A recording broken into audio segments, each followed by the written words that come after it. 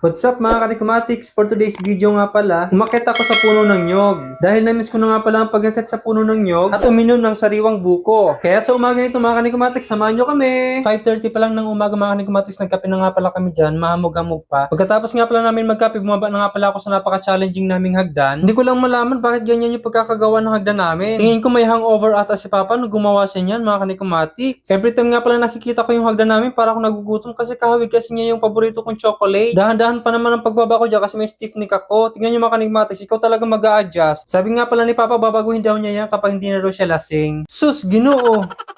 Pagkatapos nga pala maligo, dumiretso na nga pala kami doon sa dati namin lupa at may nadaanan nga pala ako dito kalabaw na naliligo. Naalala ko tuloy mga kanigmatics, dati nag-aalaga din ako ng kalabaw, alas 5 pa lang ng umaga, gising na ako para pakainin yung kalabaw namin. Kasi ang pagpapakain at pag-aalaga sa kalabaw, hindi po basta-basta mga kanigmatics. Dapat maaga kang magigising dyan dahil maaga mo rin siya pakakainin. Dahil ang call time ng pagpapaligo sa kalabaw ay alas 8 hanggang alas 9 ng umaga, dapat mapaligo mo na yung kalabaw. Ayan nga mga kanigmatics, nakapulot nga pala ako ng 4 na nahulog na nyog dito sa lupa namin. Pagkatapos tatalian ko yan sa isa't isa para meron po tayong hawakan. Dito sa probinsya, hindi ka naman talaga dito basta-basta magugutom, basta masipag ka lang talaga magnakaw. Ay, iba yun mga kanikomatics. Ang ibig ko sabihin, masipag ka lang talaga dito magtanim, may diskarte ka, at higit sa lahat, may kaunti kang inalagaang baboy, o kaya manok, o kaya may maliit kang fish pan, o kaya may baka pang inalagaang pang business, for the go mga kanikomatics. So ayan ang mga kanikomatics na may nakita nga pala ko diyang prutas, yan po yung tinatawag sa amin dito na gumyan. Yan po yung may mga buto, pero may nakapalibot po sa buto na matamis na kinakain. Paborito po yun ng mga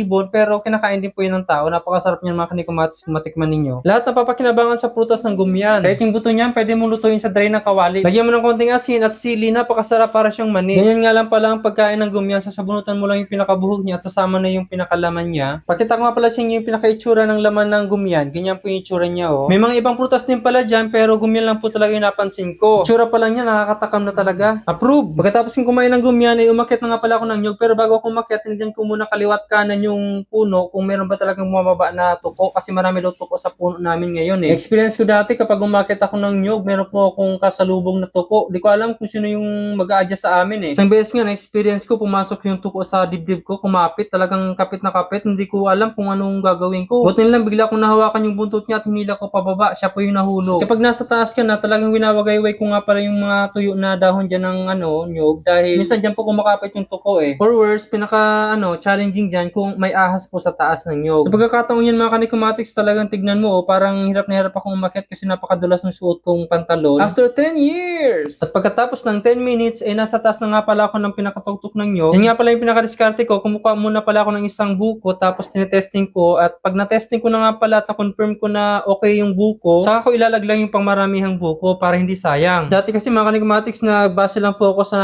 estimation ko akala ko buko yung pala, hindi na, matigas na sa buko kaya sayang talaga. Pero hindi rin pala siya sayang kasi naalala ko, pinakain ko nga pala sa baboy namin yung matigas na buko kaya hindi rin pala siya sayang. Kung may experience ninyo mga kanikomatics, napakasarap pong uminom ng buko at magbuko dyan sa pinakataas ng nyog kasi napakahangin at napakaliwalas. Tanong mo talaga lahat ng nyog, lahat ng mga kaprutasan sa taas. Yung inakitan ko nga palang nyog ay napakataas niyan mga kanikomatics kaya tanong na tanong ko talaga lahat. Basta mag-ingat lang talaga. Sa experience ko dati mga kanikomatics, ng mga nasa 18 to 25 years old ako noon, talagang kayang-kaya kong umakyat ng 5 nyog sa isang araw. Pero ngayon, 1 hanggang 2 puno na lang kaya kong akyatin mga kanikomatics. Medyo hindi na kaya ng katawan dahil tumatanda na tayo. At yun na nga, pagkababa ko nga pala, hinanda ko na nga pala yung buko natin. Kadalasan kapag nagbubuko ako, hinahanda ko muna nga pala yung kutsara na galing sa katawan ng buko. Dahil hindi nga pala kami nakapagdala ng kutsara, yan na po yung ginawa kong kutsara. Isa po pala ito sa namimiss ko dito sa probinsya kapag umuwi ako, talagang hindi ko talaga pinapalagpas na hindi magbuko. Dapat nga dyan mga kanikomatics, si Vlogs nga palang una kong bibigyan ng buko at papainumin ng fresh buko. Kaya lang sabi niya, unahin ko na lang daw si Randran. Dahil kanina pa daw si Randran uhaw na uhaw. Sus, Ginoo, hindi kasi uminom sa bahay bago umalis. Pagkatapos nga pala kay Randran,